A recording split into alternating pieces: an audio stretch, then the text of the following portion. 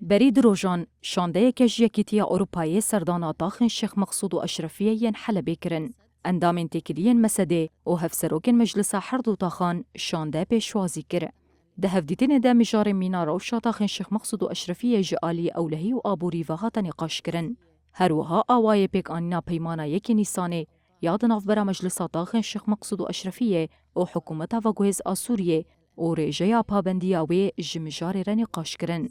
دوان دمین داویده لفو تفگرین هیزن حکومت شامل لدورا حرد و تاخان پر زیده بونه.